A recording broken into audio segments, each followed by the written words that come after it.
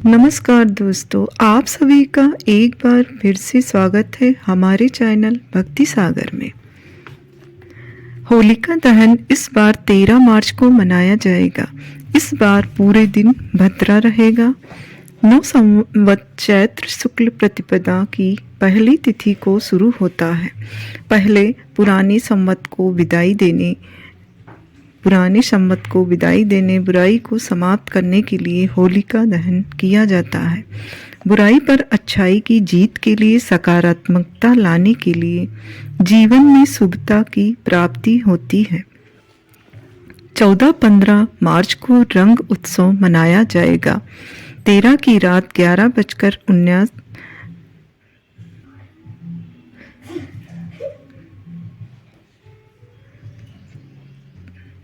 13 की रात 11:49 के बाद किया जाएगा। उसके बाद पूर्णिमा शुरू हो जाएगी।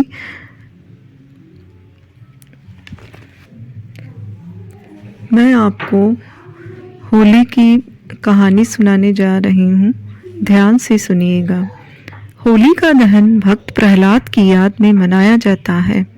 भगवान श्री कृष्ण के काल में इस त्योहार से रंग जुड़ गया और उसे उत्सव की तरह मनाया जाने लगा।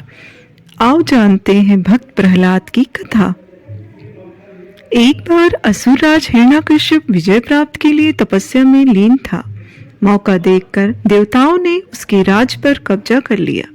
उसकी गर्भवती पत्नी को ब्रह्मा ऋषि नारद अपने आश्रम में ले आए। वे उसे प्रतिदिन धर्म और विष्णु महिमा के बारे में बताते। यह ज्ञान गर्भ में पल रहे पुत्र प्रहलाद ने भी प्राप्त किया।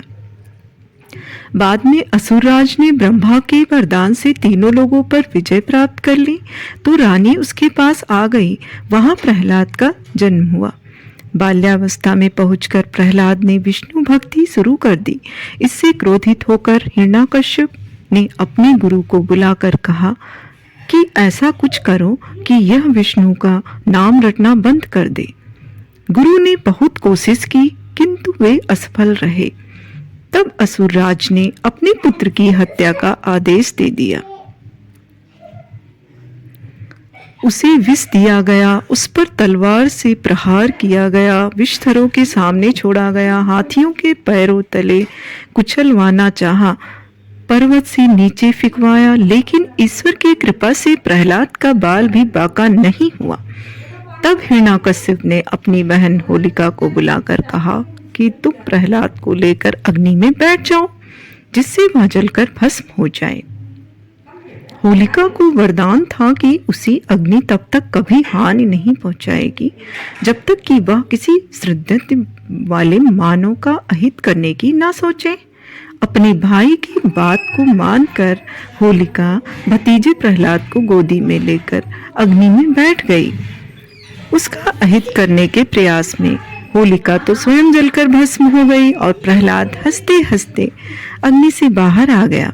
इसीलिए होली पर्व मनाते समय वास्तविक भाव को ध्यान में रखकर होली दहन करें। इसके लिए फिर आप चाहे तो विगत वर्षों के बुरे अनुभवों और असफलताओं को एक कागज पर लिखकर अग्नि को समर्पित कर दें। अपने मन में चल रहे नकारात्मक भाव को होली दहन में डाल दें। तभी आप भी सकारात्मकता से सोच से आगे बढ़ते हुए प्रहलाद की ईश्वर कृपा से भगवान के पात्र बन जाएंगे। अगर आपको ये कहानी अच्छी लगी हो तो प्लीज़ हमारे चैनल भक्ति सागर को ज़्यादा से ज़्यादा हमारे चैनल को सब्सक्राइब करें और लाइक करें। धन्यवाद।